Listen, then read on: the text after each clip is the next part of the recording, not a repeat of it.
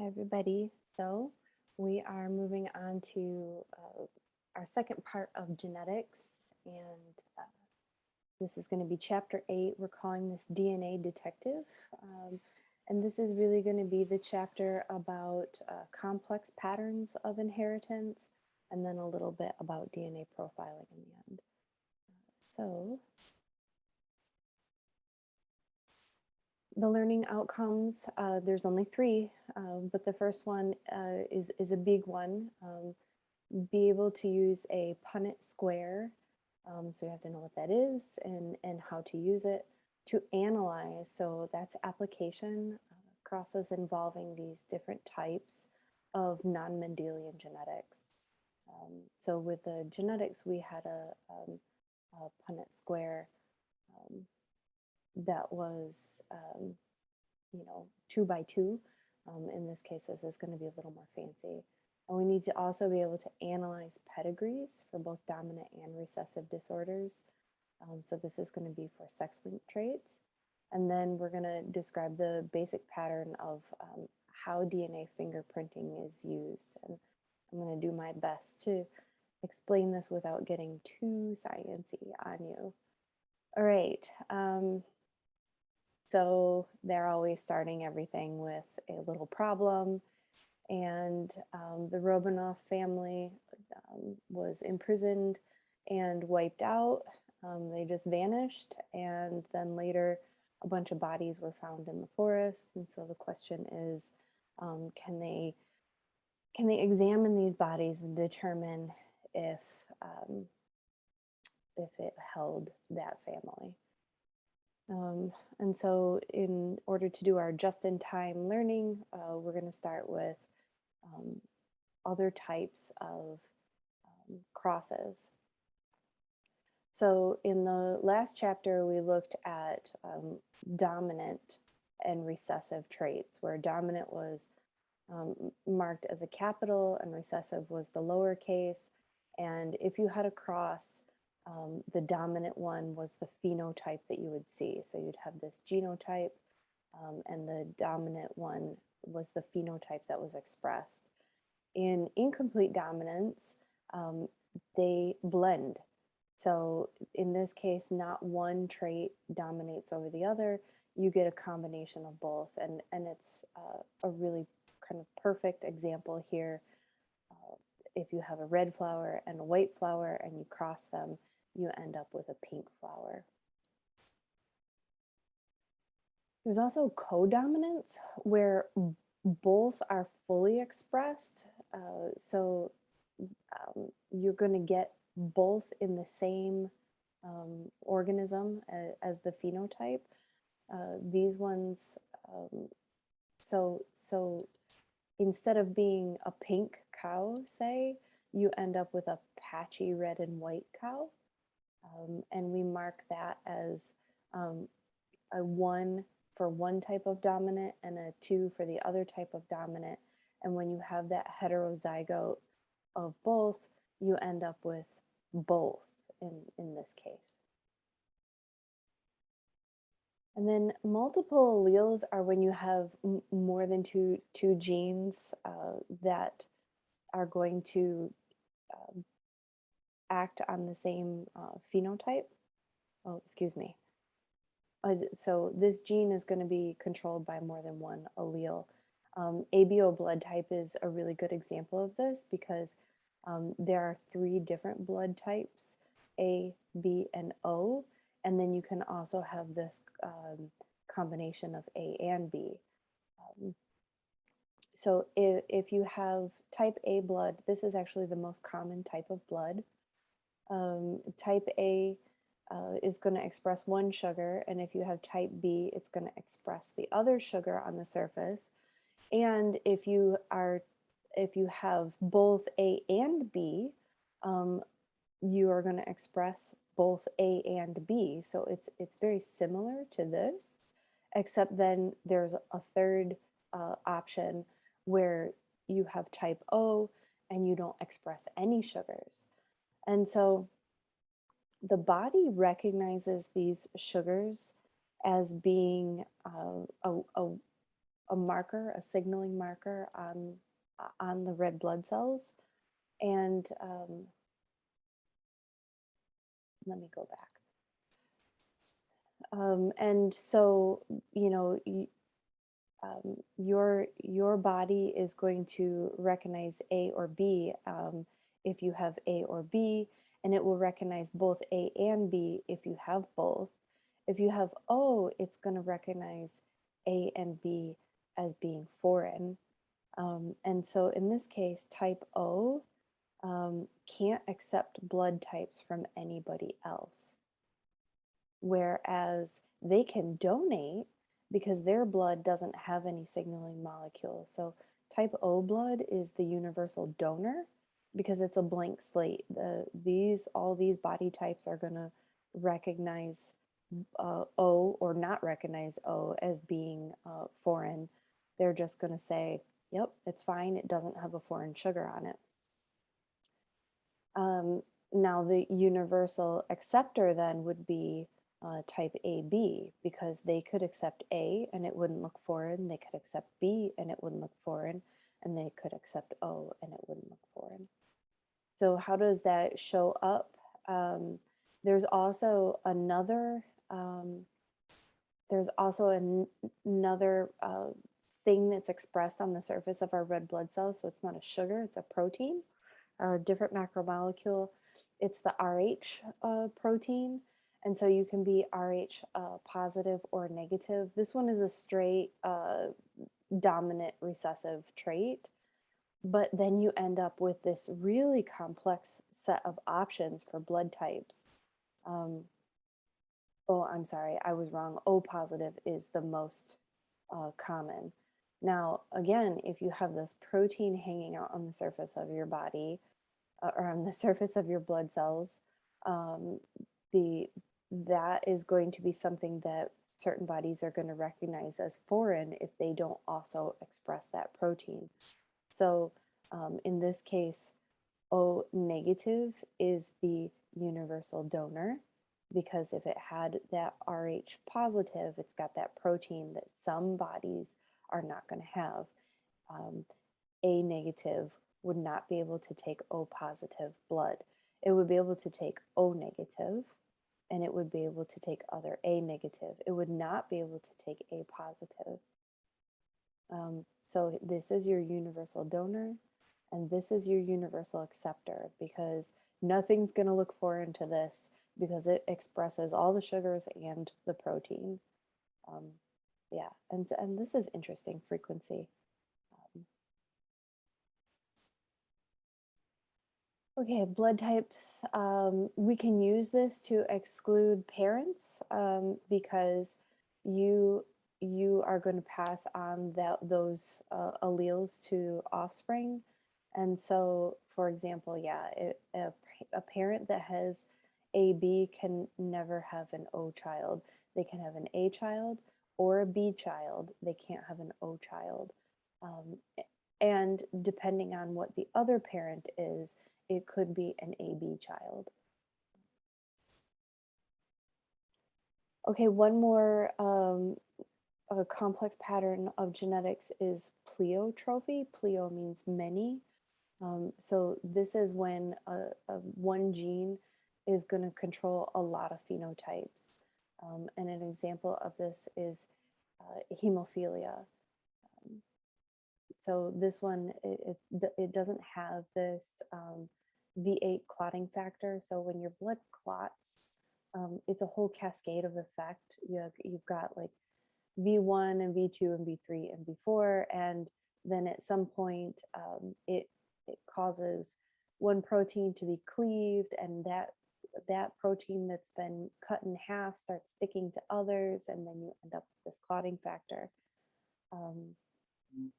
And they're pointing out this particular one because hemophilia, this is something that tends to happen in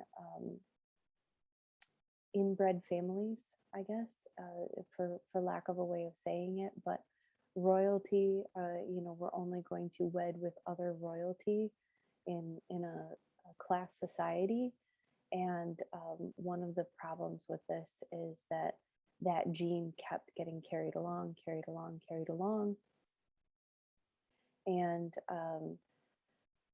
the gene for that clotting factor is on the X chromosome. So I don't know if you remember, but we have all our autosomes, which are our chromosomes that are for all the rest of the body, and then we have just two chromosomes that determine sex.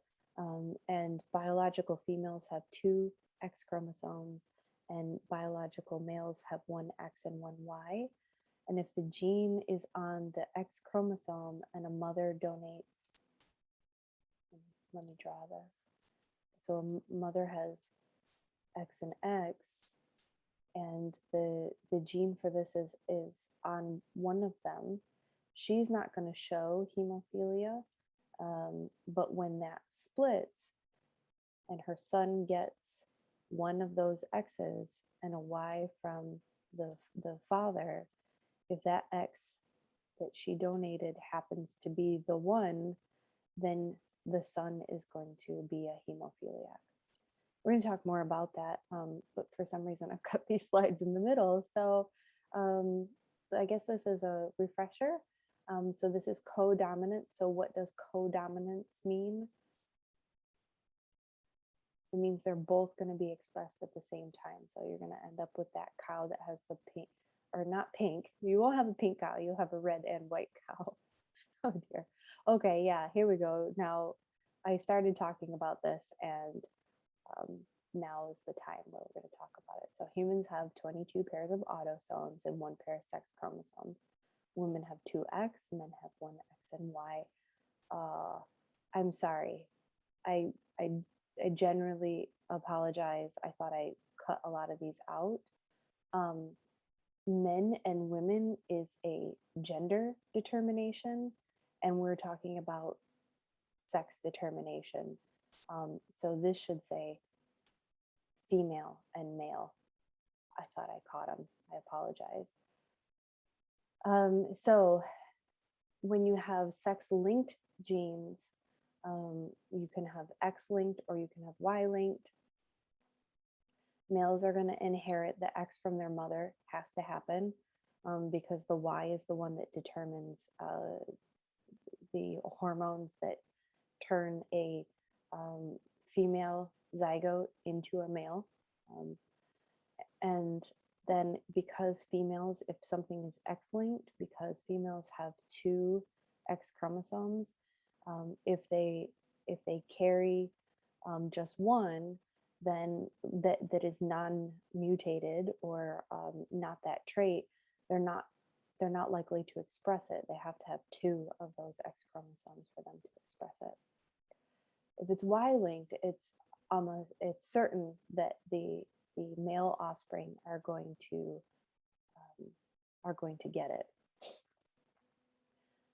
And so what they could do is they could test the karyotype of the DNA in the Romanov bones, and they were looking for a Y chromosome, and they couldn't find it. And so they determined that all the bones that were buried there belonged to girls.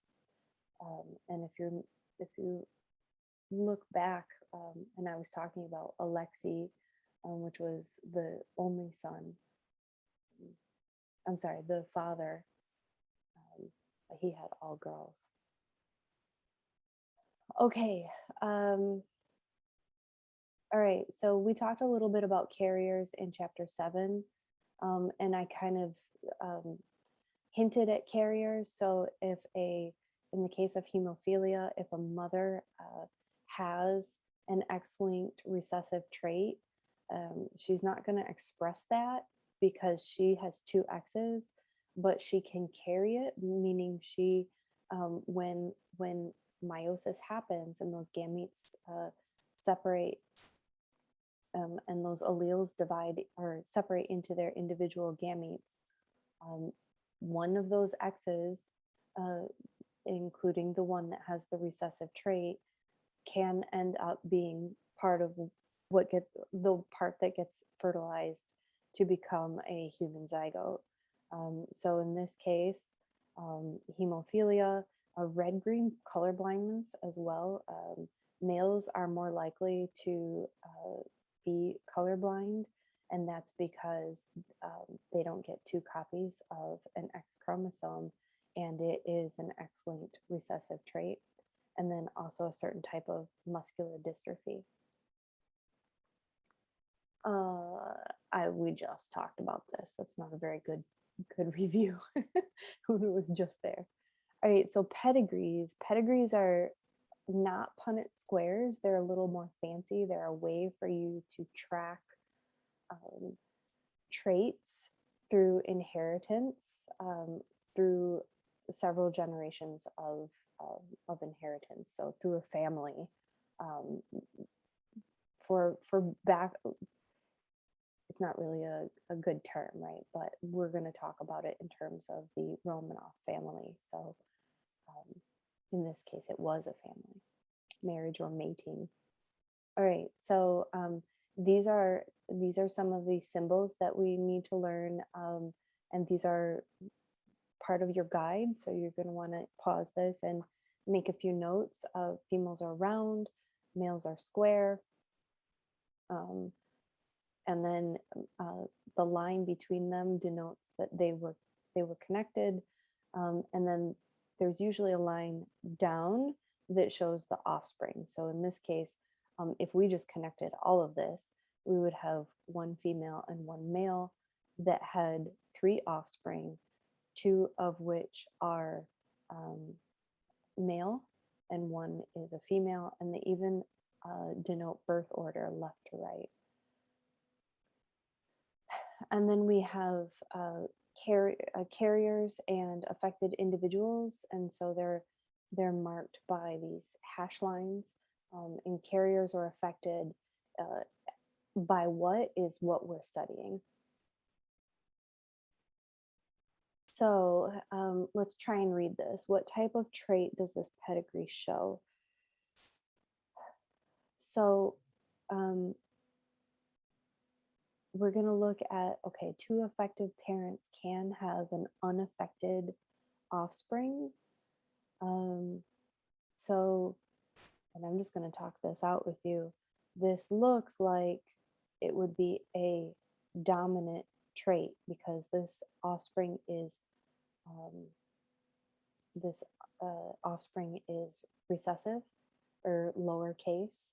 But if they have the capital P, then that means that they're affected. And it looks like every case where there's a capital P, they're affected. So this must be a dominant trait. So remember, we talked about sex-linked traits, but we also have to remember that, not everything is going to be sex-linked. In fact, we have 22 versus 1 autosomes, and so you can have autosomal dominant, which is what this one is, because it doesn't seem to affect more males or females. That's how we know that. If it was autosomal recessive, we would start to see it only on the both recessive, only when they have both recessive, and when it's neither only males or females that have that particular trait. And did you know that whether your earlobes are attached or not is actually a heritable trait?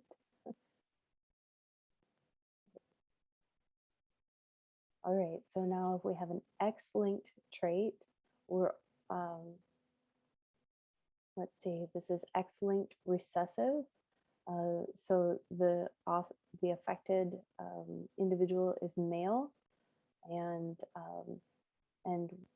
the carrier is a female that is heterozygous. And so it is X-linked recessive. So they used this pedigree to look at the oh, it was the son, Alexis, who had hemophilia. They looked at their pedigree to compare the bones to the pedigree to determine if these bones belonged to the Romanov family.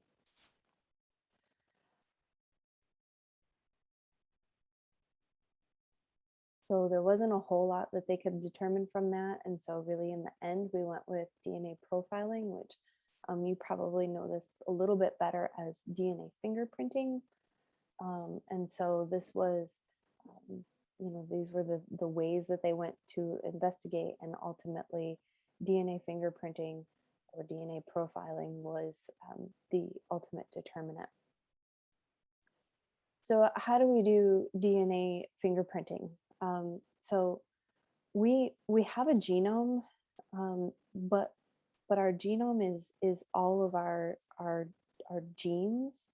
We also actually have a lot of DNA that is not going to be the blueprint to be made into a protein. Remember, DNA to RNA to protein. Some of our genes make RNA. Some of our genes control other genes. Some of our genes are just there to serve as like scrap when we are replicating our DNA. Sometimes the ends don't get replicated all the way, and so we have like this little cushion of scrap. Sometimes we just have repeats in between genes, and there are these repeats. There are these short tandem repeats, so short repeated repeats, and tandem means like they go back and forth. And we actually have weird numbers of how many times we repeat. That's really unique to us. So in this place in my DNA, I'm going to repeat it 2 times. And in this place in my DNA, I'm going to repeat it 5 times. And in this place in my DNA, I'm only going to repeat it once, et cetera, et cetera. And so since there's 13 of them, each person has a unique combination of how many times we repeat this at each different spot in our DNA. And so 13 times this gets repeated, but how many times it gets repeated at each 13 is unique. And we use this thing called PCR, polymerase chain reaction. And PCR is a way for us to make DNA in a test tube. We take the template DNA. So we take DNA from your body, from your cells, and we throw in a polymerase to polymerize the DNA, and we throw in free nucleotides. And they use a combination of heating and cooling to separate the strands of DNA to allow the polymerase to get in there and make a copy. Remember, DNA replication, when cells need to divide, DNA replication is semi-conservative. So we have to, we have an old strand and a new strand. So we just keep separating the strands and letting them make a new strand, separating the strands and letting them make a new strand, just of that little bit that is the repeats. And we can use something called a primer to say, only start there, only start there. And so when we amplify those pieces, those fragments are going to be either, 1 repeat long or however many repeats long. And so we end up with a whole bunch of replicates of just those little repeats. And like I said, some are short, some are long, etc. And what we do is we put them in this this gel, this fancy gel, and it's kind of like a sponge. And think about the DNA like a noodle. And the DNA is, if it's short, it's going to be able to work its way through the holes of the sponge quite easily. And if it's longer, it's going to take longer. and we use a electrical current to pull the DNA through, and a set amount of time. And so, in that set amount of time, it's going to separate the strands, and the short ones are going to, it runs from top to bottom. The short ones are going to be down here, and the long ones are going to start out near the starting place because it's harder to move that great big noodle through the small holes of the sponge. And so you end up with this pattern where the little fragments are separated. And because this pattern is inherited, so we get one allele from our mother and one allele from our father. And so if you have an allele as a child, it came from one or the other. You're not going to have just some random, you decided to copy or repeat it 4 times instead of 3. And so what they could do for the case of the Romanovs was they could line them all up, and they could figure out who the mother and father were based on the offspring. This is also how paternity testing is done. Even if you don't know the mother, you can still, well, no, you'd have to know the mother. You'd have to know the mother, because you'd have to line it up and say, okay, this one didn't come from the father, but this one, if it's not over here, that person can't be the father. This one didn't come from the father, it came from the mother, but this one over here, if it's not over here, it can't be the father. This is how we can determine paternity with like 99% accuracy, because the statistics of inheriting the repeat from someone is so improbable, that it can only come from the father. So in the end, they determined about the Romanov family. There were 9 people. 2 of the adults were the parents of 3 of the children. Yes, the bones did belong to the Romanovs, and they could then exhume them and rebury them somewhere else. So hopefully I didn't make this too tricky, and you can use a Punnett square to analyze different types. I suggest you've got on your guide, you've got those terms right on the first page about incomplete dominance, codominance, etc. I would, once you have the definition, try to draw an example of the like a cross that would exhibit that. And then also a pedigree. I would practice with some pedigrees, dominant autosomal, recessive autosomal, dominant X-linked, and then Y-linked. I would try to draw some of those to practice. And then hopefully maybe you can take the book or our slides and explain DNA fingerprinting back to someone else. Explain how we can use DNA fingerprinting to determine paternity to someone else, based on what you've learned. Okay, this is the end of